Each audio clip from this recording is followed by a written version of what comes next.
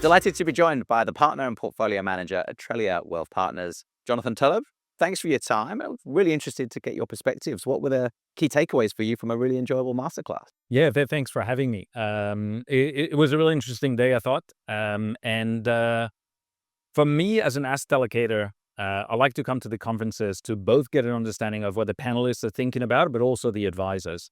And we're in a space that is constantly evolving on the investment side, and that was very clear today. So, for example, the focus on private markets was a big topic of conversation, as it had been, to be fair, for the last few years. But I think what's different now is that as we're starting to see some wobbles, particularly in private credit, and a little bit of disappointing returns in private equity, you can see how people have started thinking about it a little bit differently, and that I think was an interesting insight. The focus on yield. Income, which has always been a big part of investing for Australian investors, is changing as well. Hybrids are being taken out of the market, and advisors are thinking about how do we replace that in the portfolios. And finally, there's been a very interesting conversation, I thought, about fixed interest generally and their role in the portfolio. Like, is it still defensive? Is it still negatively correlated to equities? And if not, then what can we use instead? And Jonathan, linked to that, you touched on the demand. For advisors that want to have a bespoke solution, what are some of the advantages of using that for a managed account solution? Yeah, the main advantage is that I think every advisor is representative of a particular client base, and that client base can be very different from one advisor to the next. The bespoke offering allows an advisor to really tailor-made the portfolios for their specific client base, and that could be across many different vectors, right? It could be around how much are we focusing on income versus total return? How much are we focusing on ethical investing or not?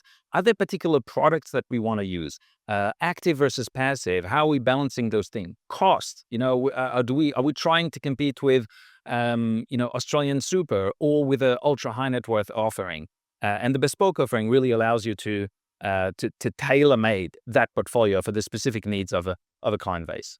And Jonathan, let's just zone in on this idea. I know that you're agnostic about active, passive, that they all have a role and it depends on the client. Yeah. But are there any themes about where you're seeing, for example, passive and indexing offering real value to a lot of investor groups? Yeah, look, I think that's been a very interesting development really over the last few decades, really, in the evolution of investment management. And not to go too historical on you here, but what's now become common knowledge is that beta is a part of every portfolio. And what you are able to do today is essentially pay very little and almost nothing for that beta, as should be the case, right? And, we firmly believe that a beta or equity market allocation, let's call it that, has a very important role to play in portfolios. That's the workhorse of your portfolio. Markets go up over time. You want to be exposed to market over long periods of time.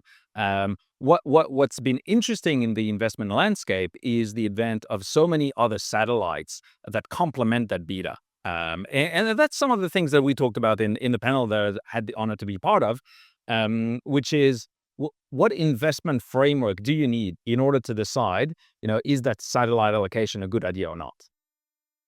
Beautifully said. And as you were on the stage, congratulations for a great contribution. Thank you very much, and thanks for having me.